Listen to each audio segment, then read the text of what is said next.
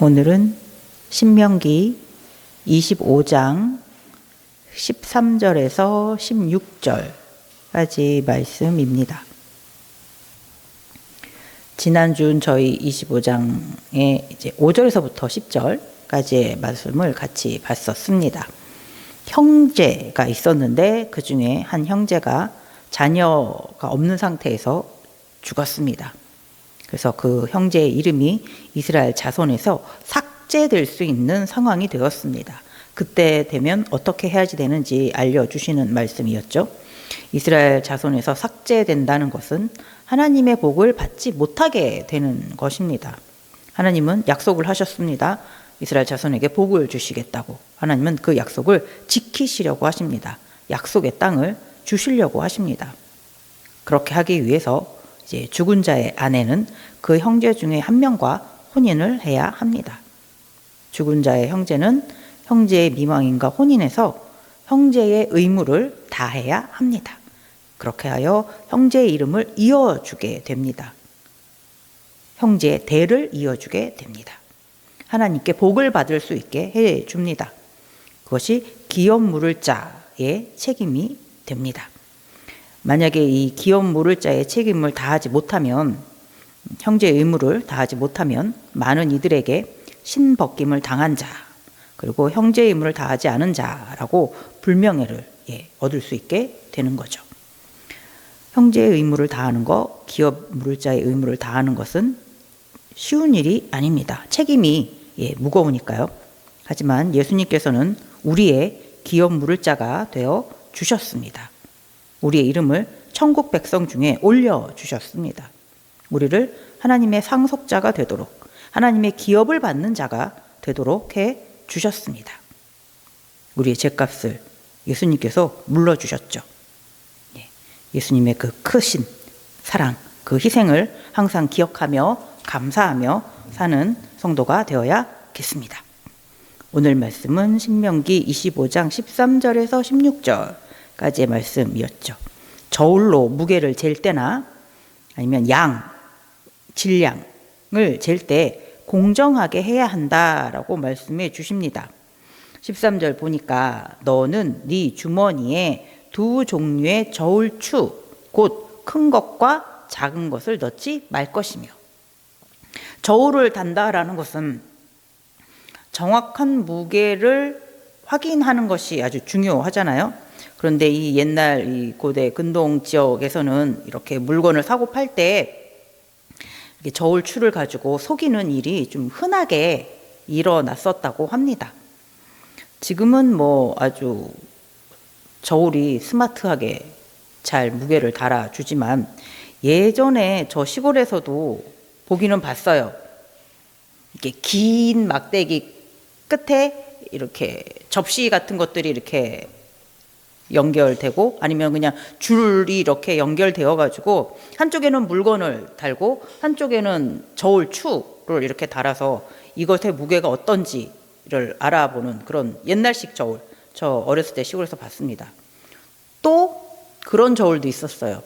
이렇게 안쪽에 이렇게 물건을 올려놓으면 막대기가 하나가 있는데 저울추를 이쪽 이렇게 왔다 갔다 하면서 저울추 이렇게 왔다 갔다, 이거 주로 쌀집에서 봤던 것 같아요. 옛날에는 그렇게 저울추가 있어야지 이렇게 물건을 무게를 달 수 있었습니다.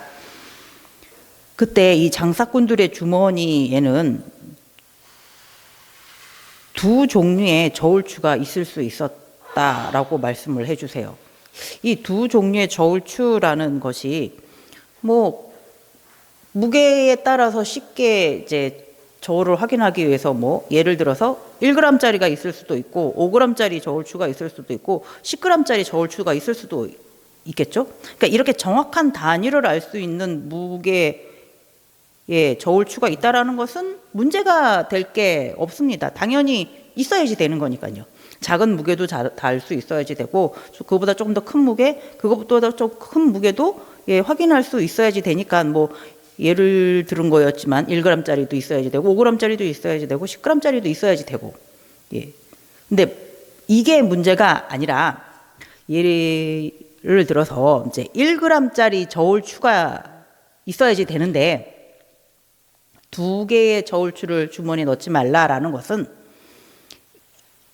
1g이라고 표시해 놓고 1g보다 조금 큰 저울추를 하나 가지고 있고 1g이라고 표시를 해 놓고 1g보다 좀 적은 저울추를 가지고 있는 거예요. 겉으로 보기엔 똑같이 1g이라고 써 있지만 하나는 1g보다 더 무겁고 하나는 1g보다 좀 가벼운 저울추를 가지고 있는 거예요. 자, 여러분들이 이제 장사꾼이라면 그 저울추를 왜 그렇게 사용을 하게 될까요? 제가 장사꾼이면 이제 물건을 이제 사오면 만약에 10g의 물건을 산다라고 하면은 이렇게 최소 10g을 산다라고 하면은 큰 원래 10g이라고 되어 있는 그 저울추인데 사실은 그거보다 좀 무거운 10g을 올려놔요. 그러면 저쪽에서는 이게 10g이라고 생각하고 10g만큼 올렸지만 아직 안 맞는 거예요, 균형이. 그러면 더 많이 올려놓겠죠. 그러면 나는 원래 그 무게보다 더 많은 양을 나는 얻을 수 있게 되는 거예요. 근데 내가 장사꾼인데 이제 물건을 팔아야지 돼요. 팔 때 이제 내가 사온 이 채소 10g을 다시 팔아요. 팔 땐 10g이라고 적혀 있지만 사실은 10g이 안 되는 10g보다 작은 저울추를 올려놓는 거예요. 그러면 나는 저 사람에게 좀 적은 양을 주면서 똑같이 10g을 파는 것이 돼버리는 거죠. 그러면 아까는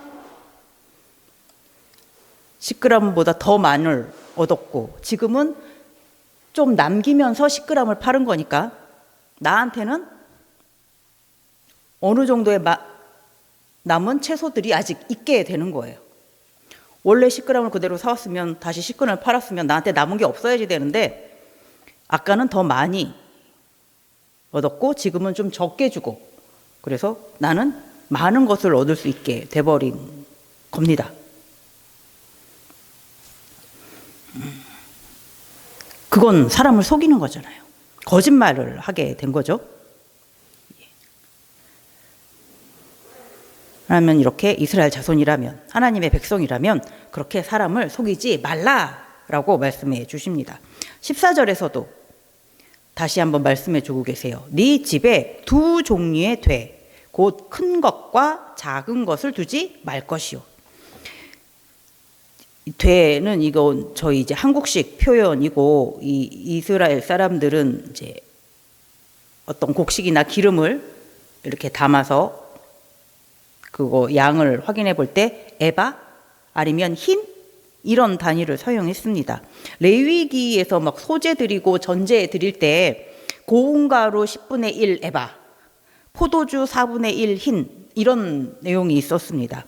이렇게 이스라엘 사람들은 이제 에바라는 단위를 쓰고 힌이라는 단위를 쓰는데 이건 이제 번역할 때 저희가 이해하기 쉬우니까 되라고 저 되박 어렸을 때 많이 봤습니다. 옛날엔 시장에서 그렇게 많이 팔았어요. 나무로 사각져 가지고 이렇게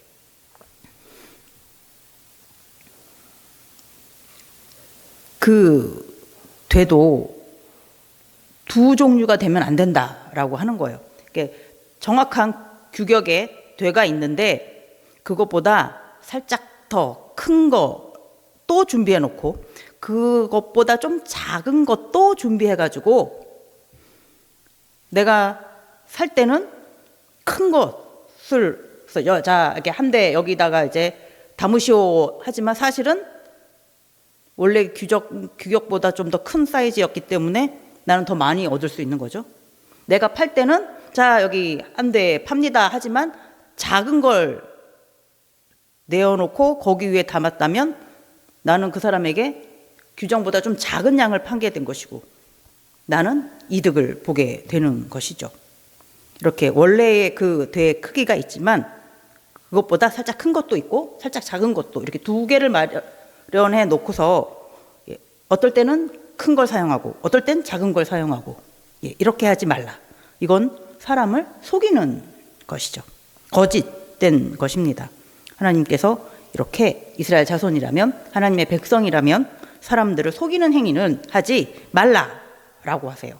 15절, 그래서 오직 온전하고 공정한 저울추를 두며 온전하고 공정한 되를 둘 것이라. 하나님께서는 온전하게, 공정하게, 한치 어긋남 없이 그렇게 진실하게, 정직하게 서로 거래를 하라고, 그렇게 사람들과 생활하라고 말씀해 주십니다. 사람들이 이렇게 서로를 속이면서 서로 다른 크기의 되, 추를 사용하면서 사람을 속이는 것은 왜 그럴까요? 내가 더 많은 이득을 얻을 수 있기 때문이죠. 조금 부당한 것 같지만 내가 현명하게 생각을 해가지고 내가 더 이득을 얻을 수 있는 것이기 때문에 이 정도쯤이면 충분히 저 사람은 속일 수 있을 것이다 라고 생각되기 때문에, 그리고 속여도 괜찮아 라는 생각을 하고 있기 때문에 그렇게 사람을 속이면서 이렇게 거래를 하고 생활을 하는 것이겠죠. 사람을 속이지 않으면, 정직하게 하면 이득이 전혀 없을까요? 손해를 보게 될까요? 눈에 보이는 것은 별로 없게 될 수도 있을 거예요. 내 수중에 남아있는 것은 아주 적을 수도 있을 거예요. 특히 이렇게 남을 잘 속여가지고 그렇게 거래한 사람과 남을 속이지 않으면서 진실하게 거래한 사람하고는 이득이 남는 것이 턱없이 만약에 부족할 수도 있을 수 있습니다. 하지만 그렇게 정직하게, 진실하게 사람들과 거래를 하고 생활을 한다면 그것이 또 쌓이고 쌓이면 사람들에게 신뢰를 얻을 수 있는 거죠. 그 신뢰가 쌓이면 나중에 그것이 나에게 이득이 되어서 돌아올 수도 있습니다. 안 돌아올 수도 있고요. 끝까지 주변 사람들한테 인정 못 받고 나한테는 별 소득이 없을 수도 있을 수도 있습니다. 하지만 하나님께서는 다 알고 계시죠. 보고 계십니다. 그래서 하나님께서 복을 주신다라고 말씀해 주세요. 15절 뒷부분, 그리하면 보면은요, 그리하면 네 하나님 여호와께서 네게 주시는 땅에서 네 날이 길리라. 그렇게 하나님의 말씀대로 진실하게 온전하고 공정한 저울추를 사용하고 온전하고 공정한 되를 사용하는 사람이라면 자기에게 손해가 될 수도 있지만 그렇게 진실하게 정직하게 살아간다면 하나님께서 주시기로 약속하신 땅, 가나안 땅, 젖과 꿀이 흐르는 땅, 이스라엘 자손에게 기업으로 주시겠다고 하신 그 땅에 들어가서 그 사람이 날이 길리라, 오래 살 수 있을 것이다 라고 말씀해 주세요. 하나님께서 약속하신 땅에서, 그 땅에서 오래오래 살게 될 것이다. 오래오래 살려면 건강해야 되죠. 풍족해야지 되잖아요. 그리고 평안하게 살 수 있어야지 돼요. 대적의 침략 그런 거 받지 않고, 그리고 자손도 번창하고, 그렇게 그 땅에서 쫓겨나지 않고 대대손손 오래 살 수 있는 복을 하나님께서 주신다라고 하십니다. 하지만 반대로 사람들을 속이는 그런 일을 한다면 16절, 이런 일들을 행하는 모든 자,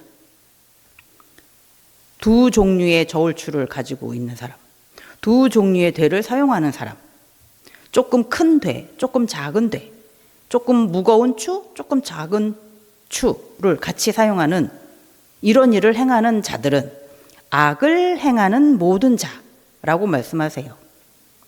그래서 악을 행하는 모든 자는 네 하나님 여호와께 가증하니라. 그것은 하나님께서 악하다 하시고 가증한 것이다 라고 하세요. 하나님께서 아주 싫어하시는 것. 잠언 20장 10절에서도 한결같지 않은 저울추와 한결같지 않은 되는 다 여호와께서 미워하시느니라. 신명기 18장 12절에서는 이런 일을 행하는 모든 자를 여호와께서 가증히 여기시나니 이런 가증한 일로 말미암아 네 하나님 여호와께서 그들을 네 앞에서 쫓아내시느니라. 하나님은 우상을 믿는 자, 우상을 섬기는 것을 가증하게 여긴다고 말씀하시죠. 그래서 우상을 믿고 있던 그 가나안 땅의 7 족속은 그 땅에서 쫓겨나게 되는 것이다 라고 말씀을 해 주십니다. 하나님은 하나님 앞에서 가증한 일을 하는 자를 계속 보고 계시지 않으시죠. 쫓아내십니다.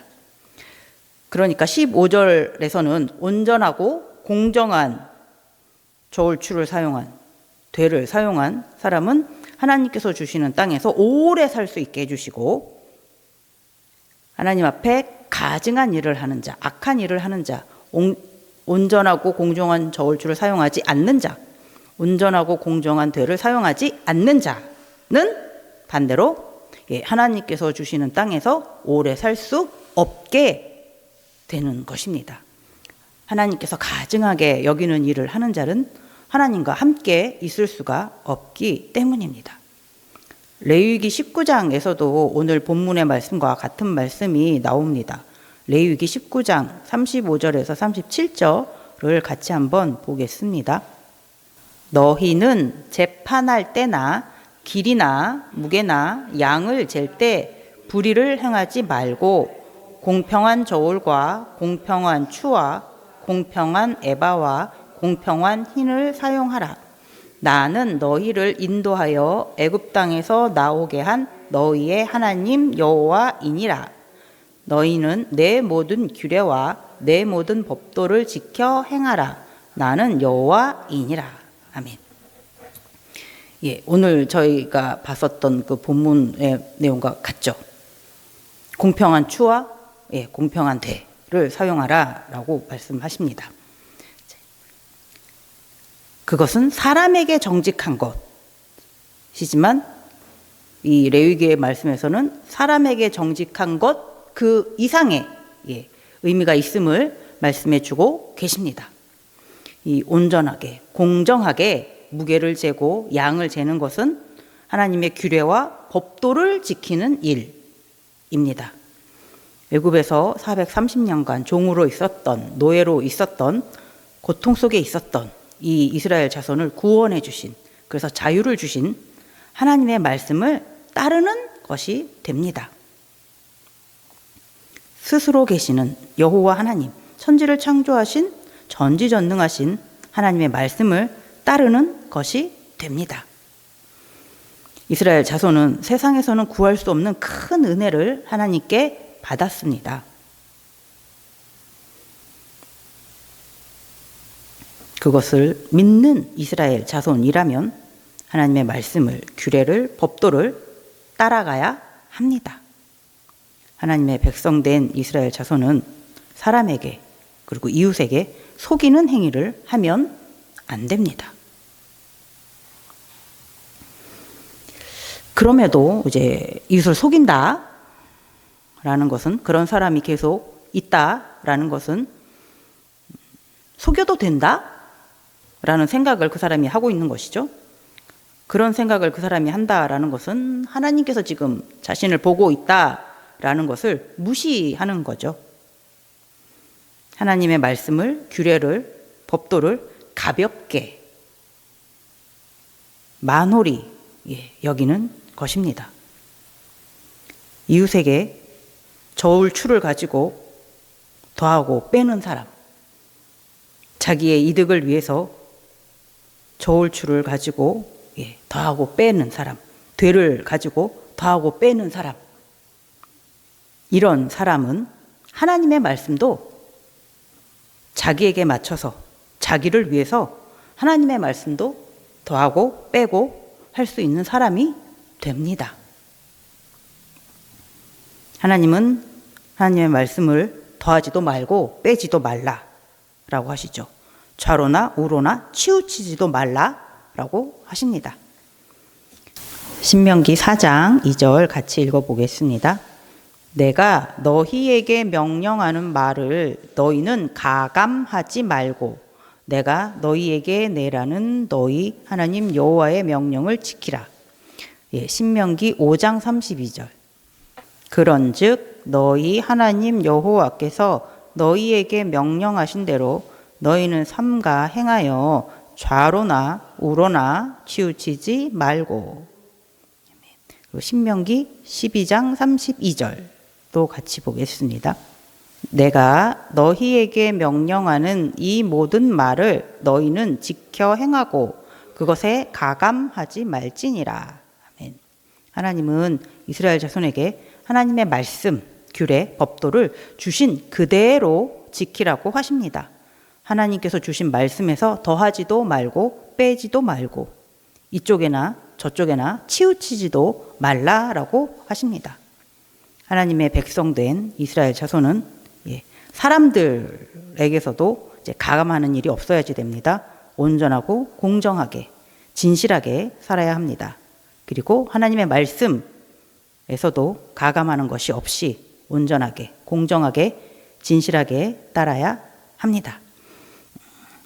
하나님의 어리석음이 사람보다 지혜롭다라고 고린도전서 1장 25절에서 말씀해 주고 계시죠. 천지를 창조하시고 다스리시는 하나님의 지혜가 담겨 있습니다. 하나님의 말씀에는. 그리고 하나님의 말씀에는 사랑하는 백성에게 주시는 것이기에 하나님의 사랑도 담겨 있습니다. 그리고 하나님의 말씀에는 하나님의 백성, 하나님의 자녀에게 부족함이 없는 그런 온전한 말씀입니다. 디모데후서 3장 16절, 17절 같이 한번 보겠습니다. 모든 성경은 하나님의 감동으로 된 것으로 교훈과 책망과 바르게 함과 의로 교육하기에 유익하니 이는 하나님의 사람으로 온전하게 하며 모든 선한 일을 행할 능력을 갖추게 하려 함이라. 아멘. 하나님의 말씀은 온전한 말씀입니다. 하나님께서 하나님의 자녀에게 주시는 말씀은 어떤 말씀이든지 하나님의 자녀에게 유익을 주는 말씀입니다. 하나님의 자녀를 온전하게 하는 그런 말씀이 됩니다. 매일 하나님의 말씀을 듣고 계시죠? 항상 감사하며 하나님의 말씀을 들으시고 받아 먹으시죠? 어떨 땐 하나님의 말씀이 너무나 좋아서 내가 좋아하는 하나님의 말씀이라서 간절하게 붙잡고 기도하고, 또 어떤 날은 이 말씀은 너무 싫어, 이 말씀은 너무 나를 불편하게 하네, 이 말씀은 좀 내가 좋아하지 않는 말씀이야, 그래서 덮어버리고 그러진 않으시죠? 하나님의 말씀을 가감하지 않고 온전히 하나님 말씀 그대로를 붙잡는 우리 모두가 되어야겠습니다. 그리고 이웃을 속일 수 있다라고 생각하는 것은 하나님을 속일 수 있다라고 생각하는 것과 같습니다. 하나님은 속일 수 없습니다. 이웃을 사람에게도 온전하고 공정한, 정직한, 진실한 우리가 되어야겠습니다. 그리고 하나님 앞에서 정직한, 진실한 그런 우리가 되어야겠습니다. 그렇게 해서 거룩하신 하나님을 조금씩 더 닮아가는 우리 모두가 되기를 바랍니다. 기도하겠습니다.